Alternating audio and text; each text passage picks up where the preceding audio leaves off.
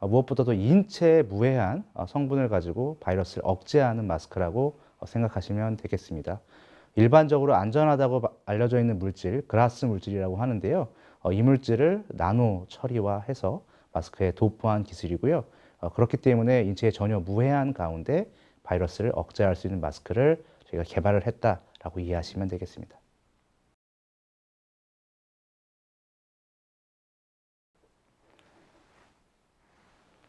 네, 안녕하세요. 저는 영남대학교 기계공학부의 변정훈입니다.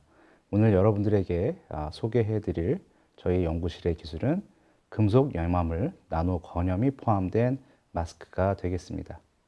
오늘 소개의 내용 구성은요, 저에 대한 소개와 그리고 본 기술에 대한 내용 그리고 특장점, 마지막으로 특허권에 대한 부분으로 이어나가도록 하겠습니다. 우선 첫 번째로 저에 대한 소개인데요. 저는 여러분들이 요즘 많이 친숙해진 단어 중에 하나가 에어로졸이라는 단어일 텐데요. 저는 에어로졸 공학을 20년 넘게 연구를 하고 있고요. 그에 대한 세부 수행으로는 미세먼지의 어떤 인체 유해성을 평가하기 위한 플랫폼 기술과 그리고 공중에 떠 있는 바이러스 혹은 세균을 최대한 빨리 계측해내는 감지 기술, 또한 고전적인 어떤 미세먼지와 유해 가스들을 새롭게 저감하는 기술, 마지막으로 오늘 소개해드릴 항바이러스나 항균 기술에 대한 연구를 에어로졸 측면에서 수행하고 있고요. 저는 한국 입자 에어로졸 학회의 이사를 수행하고 있으면서 차산대 위원장을 역임하고 있습니다. 우선 여러분들이 우리 코로나19라고 하는 이 상황을 적절하지 못한 어떤 동거를 2년 가까이 저희가 해오고 있고요.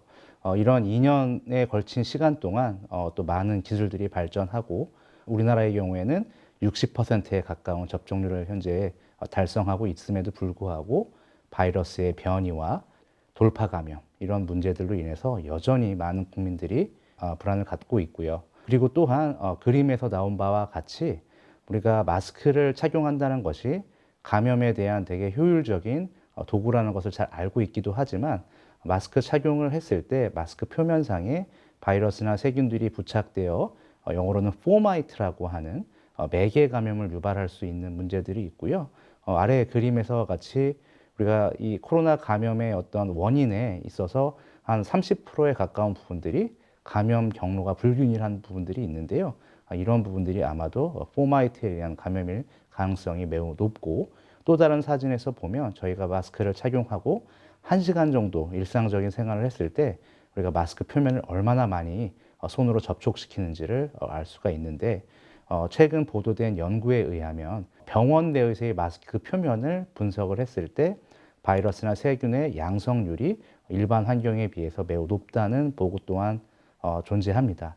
그렇기 때문에 궁극적으로 이러한 상황에 있어서 우리가 인체에 무해하고 그리고 바이러스를 억제시킬 수 있는 표면을 갖는 마스크를 우리가 착용한다는 것은 향후 계속 지속되거나 새로이 발생된 감염병에 대한 효율적 대안이 될 수 있을 거로 생각을 합니다. 마스크를 어떤 산업적 측면에서 봤을 때요, 벌써 1년 전부터 많은 마스크 기업들이 생겨나면서 마스크 장당 판매 후 순이익이 10원도 채 되지 않는 상황으로 와 있고요. 이러한 상황들은 마스크가 어느 기업에서 생산을 하든 그 차별성이 없음에 또 기인한 것으로 우리가 볼 수 있고, 최근에 와서는 바이러스를 억제하기 위해서 미세 전류를 흘려준다든지 아니면 나노 금속이나 그라핀 같은 탄소 소재를 포함한 마스크들이 생산되어 시판되고 있습니다. 그럼에도 불구하고 여전히 바이러스를 정말 제대로 억제하는지, 그리고 코팅한 물질이 정말 인체에 무해한지, 이런 부분들이 검증이 되어 있는 상황은 아니기 때문에 이러한 부분들을 또 시간을 두고 검증을 해야 되고 향후에 적용한다는 것은 분명 필요한 일이지만 급작스럽게 발생되는 감염병에 대해서는 사실 효율적 대응이 어려운 상황이긴 합니다. 아주 최근에 또 이르러서는 왼쪽 그림에 보면 마스크를 착용을 했을 때 일반적인 천 마스크나 아니면 필터를 내장한 마스크 두 가지에 대해서 평가를 했는데요. 첫 마스크를 착용을 했을 때 대부분의 입에서 나오는 비말이 실제 마스크 바깥으로 누출됨을 확인을 하였고, 그리고 이 마스크 누출을 막기 위해서 필터가 내장되어 있는 경우에는 사실 통기성이 떨어지기 때문에 코 위나 귀 뒤로 비말이 많은 양이 누출되는 것을 확인할 수 있었습니다. 그에 또 더불어서 코로나 바이러스의 어떤 유해성, 그 다음에 굉장히 강력한 바이러스임을 증명하는 연구 또한 보고가 됐는데요. 코로나 바이러스의 아주 작은 미세한 바늘을 찔러서 억제를 한다거나 아니면 고열을 가해서 억제하려는 시도를 통해서 코로나 바이러스의 생존율을 확인을 했는데요. 다시 대부분 바이러스가 회복되는 경향을 확인할 수 있었고, 그로 인해서 보다 효율적인 항바이러스 성능을 가진 마스크가 필요로 하게 되었습니다. 본 기술에서는 저희가 소개해 드리려는 어떤 그 기술 자체는 제품과 제조 공정에 해당되고요. 저희가 활용하는 것은 화면에 보시는 바와 같이 GRAS라고 해서 짧게는 GRAS라고 명칭을 하고요.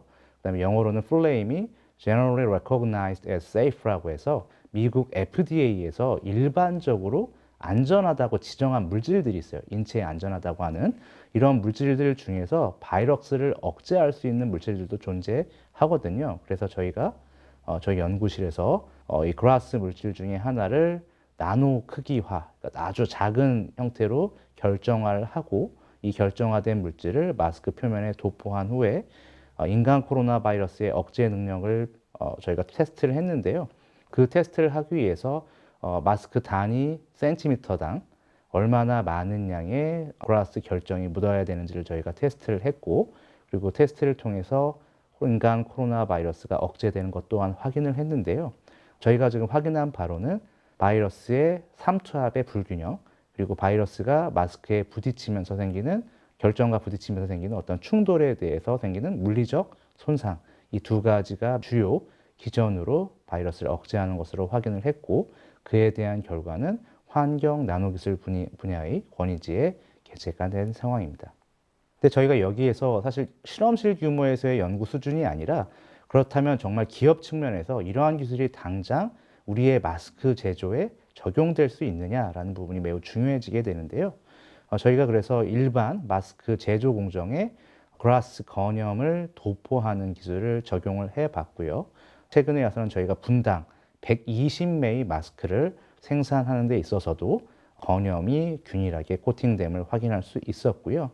일반적으로 국내의 인증기관 중에 하나인 한국건설생활환경시험연구원에서 한 향후 5년을 계획하면서 필터의 항바이러스 능력을 평가하는 인증을 현재 개발 중에 있는데요. 그 중에 하나의 어떤 대표 바이러스 물질이 MS2 바이러스인데, 저희 또한 그 MS2 바이러스를 가지고 건염이 코팅된 마스크에 노출시킨 후 억제 성능을 확인을 했는데요. 3시간 착용 이후에도 90% 이상의 MS2 억제능을 저희가 확인할 수 있었습니다. 그러면 여기에서 또 궁금한 게 하나가 더 생기는데요. 그러면 건염 코팅을 해서 마스크에 항바이러스 능력을 부여했는데 마스크 원래 본연의 여과 성능을 떨어뜨리지는 않는지, 이 부분이 또 굉장히 의문이 되실 수 있어서 저희가 여과 성능 또한 평가를 했고요.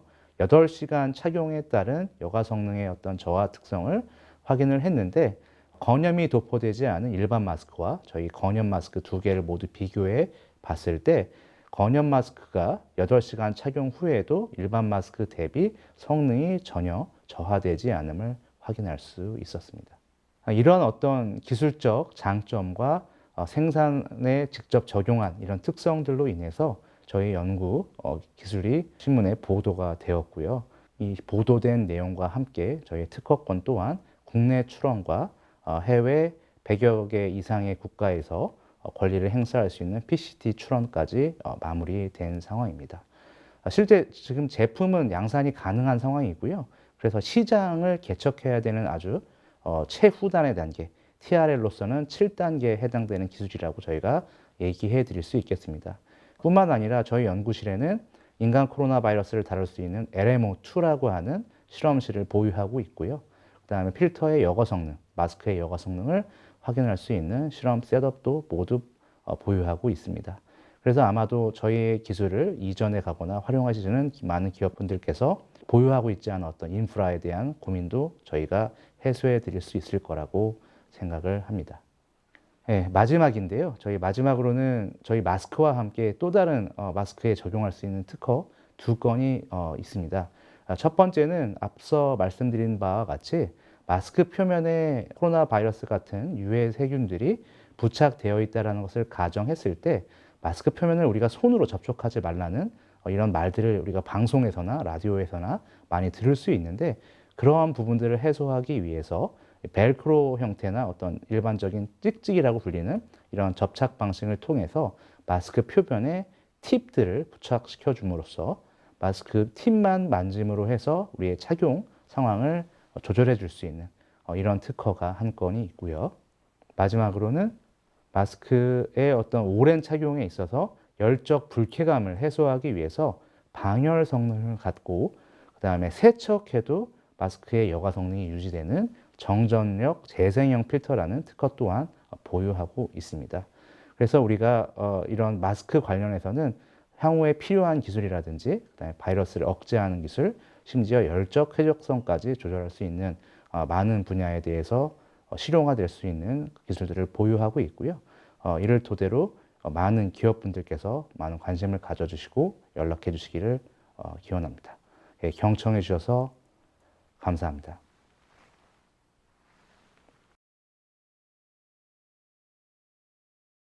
저희가 상업화 시설을 하기 위해서 처음에는 분당 30매, 분당 50매 이 정도의 스케일에서 건염을 코팅을 해서 테스트를 해봤는데요.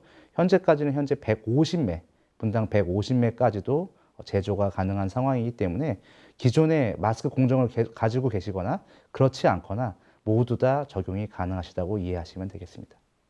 여과 성능은 마스크 여제 그 자체에서 결정을 하는 것인데요. 그 마스크 여제에 저희가 추가로 도포한 건염이 바이러스나 세균들의 어떤 마스크 투과를 억제하는 데 더 도움을 주기 때문에 어떤 여제에 코팅을 하던 그 성능을 유지하거나 그 이상을 갖는다고 이해하시면 되겠습니다.